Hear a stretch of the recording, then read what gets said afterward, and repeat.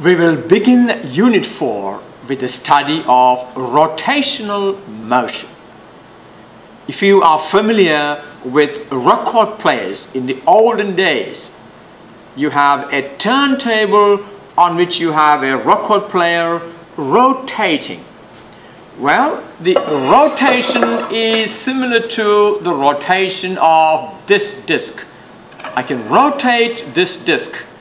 Now you notice that when this disc rotates, every point on the disc is actually doing circular motion. Is that right?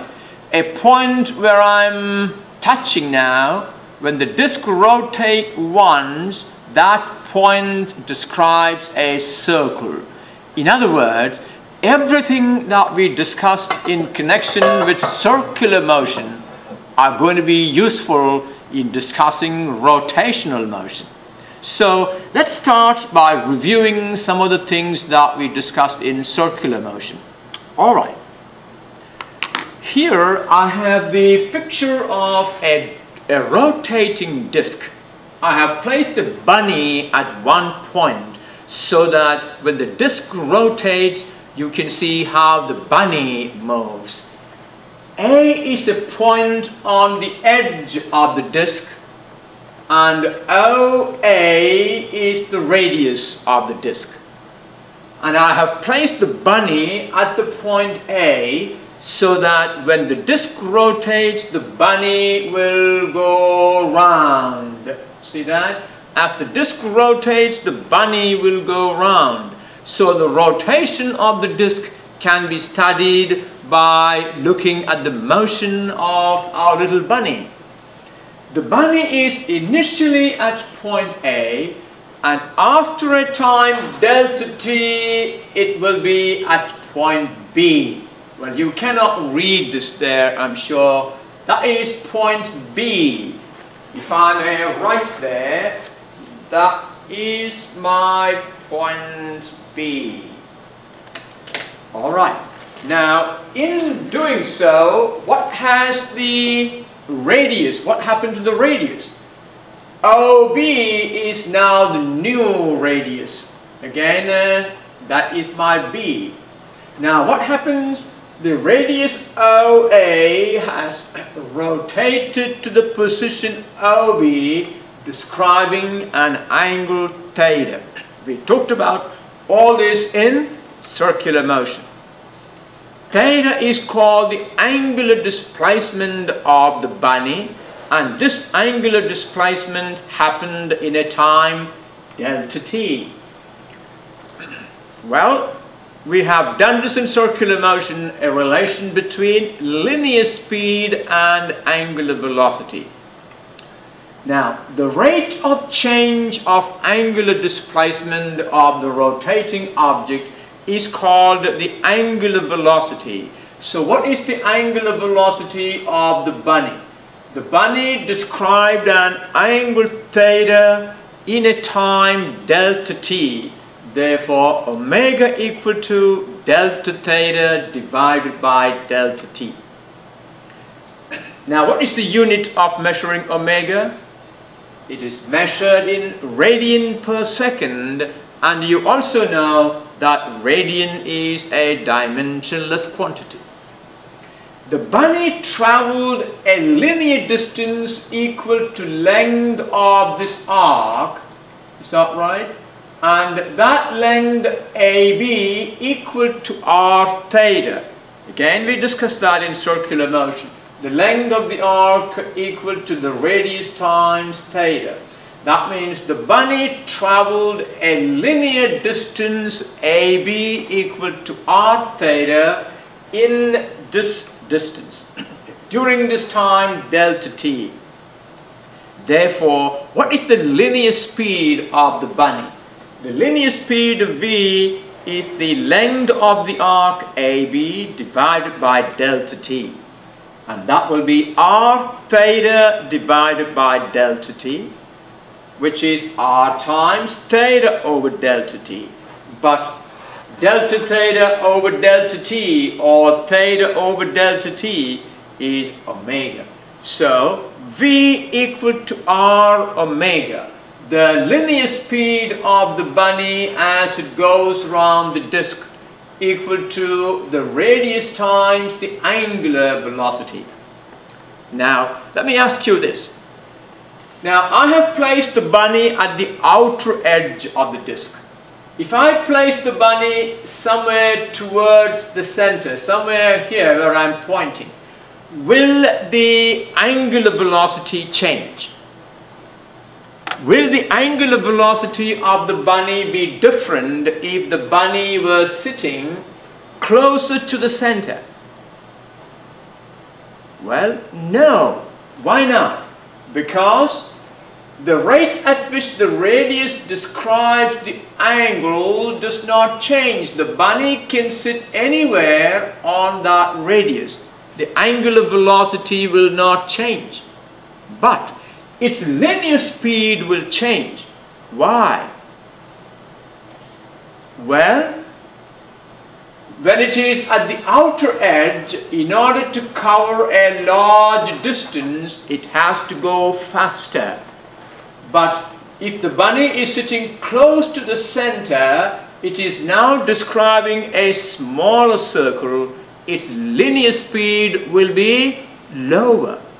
So the linear speed depends on where the bunny is sitting. But the angular velocity does not depend on where the bunny is sitting. What that means is the angular velocity is the angular velocity of the disk. Every point on the disk has the same angular velocity. I want you to distinguish there. Every point on the disk has the same angular velocity. You see that? Every point on the disk describes a given angle at the same time. But the linear speed of each particle will be different depending on how far from the center that particle is. The linear speed equal to r omega. Okay, let's do a small problem.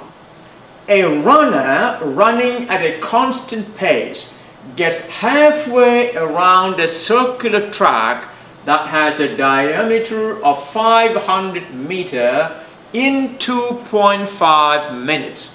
In other words, the distance, the linear distance traveled, you can calculate in that time. What are the runner's angular speed and tangential speed? What is the meaning of the tangential speed? Tangential speed is the linear speed.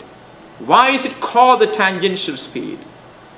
Because the direction of that velocity will be always along the tangent. Alright, now here is this circular track and there I have the runner. Now the runner runs at a constant pace and gets halfway around the circular track. Alright, the radius of the track is, if the diameter of the track is 500 meters, its radius will be 500 divided by 2, that is 250 meters. And the time taken by the runner to go halfway through the track is 2.5 minutes, that is 150 seconds. Now, when the runner is halfway around the circle, tell me, what is the angular displacement of the runner? Well, if the runner goes round the circuit completely once, the angular displacement will be 2 pi radians. When the runner goes halfway through, the angular displacement will be pi radians. There it's going over here. The runner has described an angle of pi radians. And this pi radians is described in a time 150 seconds. Therefore, omega, the angular velocity, is delta theta divided by delta t, the rate of change of angular displacement, that is pi radians divided by 150 seconds, that is 0.021 radian per second. if you know omega, can you now find the tangential speed, the linear speed? Well, V equal to R omega, where R is the radius. We now know omega, therefore the linear speed is 5.2 meter per second. The runner is a very fast runner. Okay, let's do another one. The disc on the right has a radius 15 centimeter and it makes 12 revolutions every 5 seconds. What is the angular velocity of the disc? What is the linear speed of the bunny sitting at the edge of the disc? Well, we need to find the angular velocity. To find the angular velocity, what are the information you need? The angular displacement and the time taken for that angular displacement. Well, before I write down, we can think about it. Look at this, we are given the time 5 seconds. Can you tell me what is the angular displacement that happened during that 5 seconds? In 5 seconds, the disc made 12 revolutions. What is the angular displacement for 1 revolution? When the disc makes 1 revolution, the angular displacement is 2 pi radians.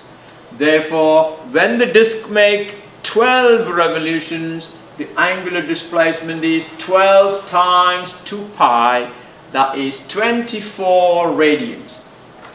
So, the angular displacement for 1 revolution is 2 pi radians, and therefore the angle described for 12 revolutions is 24 radians.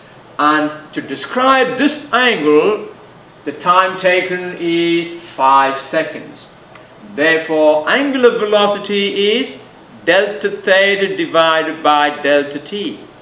24 radians divided by 5 seconds, that is 4.8 pi radians per second. And now, what is the linear speed of the bunny? The bunny is sitting at the edge. That means the distance, the radius of the bunny's circular track is 15 centimeter. Therefore, V equal to R omega. If V is the linear speed of the bunny, then V equal to R omega. So V equal to R omega gives you V equal to 2.26 meter per second. You can see all these are review from circular motion. There is no new materials here. Now, radian does not appear in the calculations because radian is a dimensionless quantity.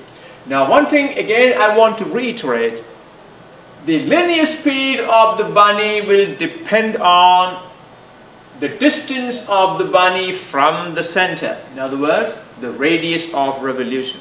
But the angular velocity does not change. No matter where the bunny is sitting, the angular velocity will be the same, namely omega. Okay,